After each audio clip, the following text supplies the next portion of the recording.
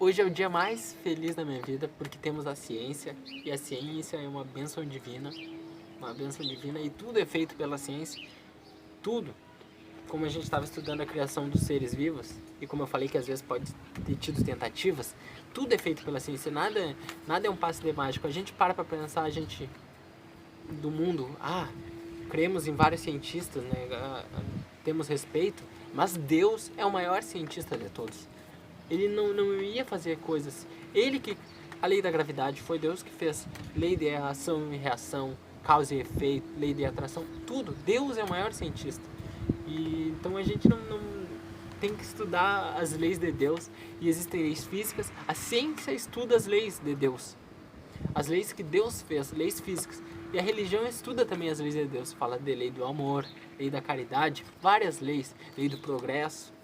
E a ciência, então, não vai chegar um momento que os dois vão se unir. Assim como o espiritismo já faz a união da religião com a ciência. Porque são a mesma coisa. Só que são enfoques diferentes. A ciência estuda um enfoque das leis de Deus e a religião outro enfoque. Povoamento da Terra, ponto ali, Adão. É o tópicozinho. Questão 50. A espécie humana começou por um só homem? Não. Aquela que chamas de Adão, não foi o primeiro, nem o único que povoou a Terra. 51. Podemos saber em que época viveu Adão? Resposta. Mais ou menos na que assinalais, aproximadamente 4.000 anos antes de Cristo. O homem cuja tradição se conservou sob o nome de Adão foi um dos que sobreviveram em certo país, após algum dos grandes cataclismos, em épocas diversas, perturbaram a superfície do globo, e veio a ser o tronco de uma grande raça que hoje povoam. As leis da natureza se opõem aqui aos progressos da humanidade, constatados muito tempo antes de Cristo. Tenham-se cumprido em alguns séculos, se o homem não estivesse sobre a terra, senão depois da época assinalada para a existência de Adão. Alguns consideram, e com muita razão, Adão como um mito ou como uma alegoria personificada nas primeiras idades, né, do mundo. Bom, o que a gente tem a debater? Aqui já entramos na questão do Antigo Testamento. Adão e Eva, de certa forma, foram uma alegoria. A gente até sabe, teve os filhos de Adão e Eva, depois um deles saiu, foi para um vilarejo onde já tinham pessoas. Então, né, a própria Bíblia já abre ali um parênteses. Eles foram os primeiros expulsos do paraíso, mas, né, já tinham depois ali outros vilarejos. A gente tem que levar em consideração a época que foram feitas a Bíblia. Eram tempos totalmente diferentes. A gente bota 1000 anos atrás, a gente estava em Idade Média, onde tudo era complexo, onde as crenças eram muito mais bárbaras. A gente pode ver, tinha aquelas questões das mulheres, eles tinham umas ideias assim, o marido suspeitava da mulher, ele atirava a mulher, atava a mulher numa pedra, tirava ela, e aí se afundasse que ela era culpada. Imagina o nível que chegávamos. É óbvio que ia afundar, porque ela estava com uma pedra, mas eles tinham crenças. Então a gente não pode... Isso 1000 anos atrás, 1000 anos, né? Aí agora a gente imagina, há 2, 3 mil, 4 mil, imagina como eram pensamentos dele, né? Até Jesus, né?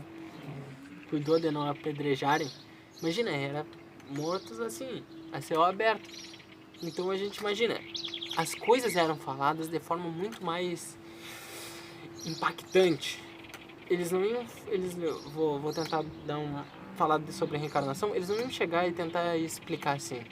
É que nem uma criança. Agora eu achei uma melhor analogia. Você pode pegar e falar pra criança assim: não atravessa a rua, porque pode acontecer de vir algum carro rápido e você não olhar para os lados e o carro não olhar, não sei o que.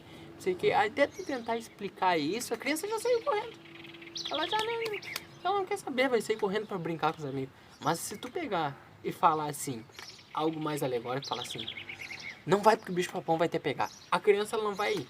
Ela vai ficar com medo, entendeu?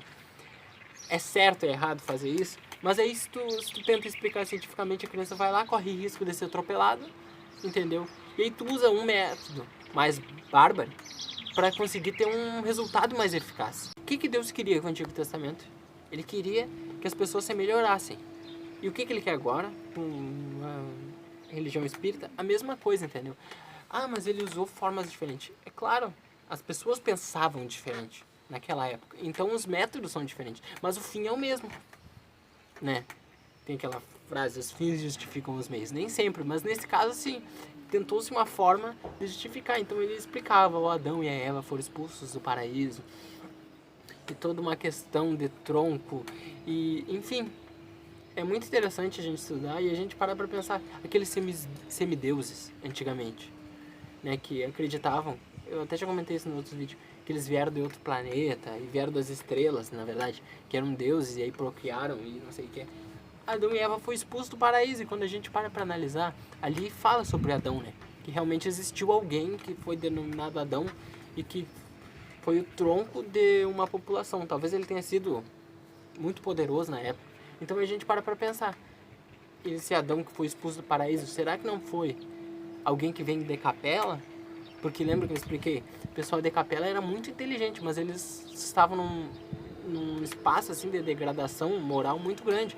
Então eu já tenho muita dificuldade para entender. Imagina se Deus, na Bíblia, lá no Antigo Testamento, fosse explicar das ciências e as moléculas, que não sei o que deu a criação do mundo. É muito complexo, então é mais fácil falar Adão e Eva, ponto. É muito mais simples e a mensagem é muito mais clara. Porque às vezes tentar explicar de forma real é muito mais difícil para a gente entender.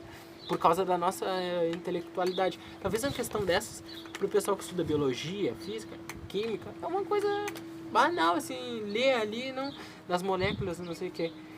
Mas não é tão fácil. Para mim é difícil, entendeu? Imaginem naquela época. Por isso que a Bíblia tem bastante alegoria.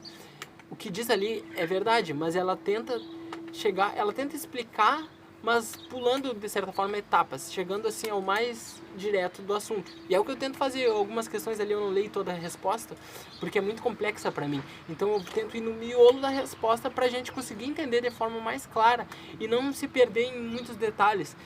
Mas claro, se cair uma questão sobre música ali, alguma coisa, eu vou ler tudo e vou saber das notas, porque me interessa e eu tenho conhecimento. Então, por isso que eu deixo as questões aqui. Quem tem conhecimento, quem gosta de se interessar profundamente por cada questão, vale a pena estudar mais a fundo, porque aqui eu só dou uma passada geral. E, enfim, espero que tenham gostado desse vídeo. Fiquem com Deus.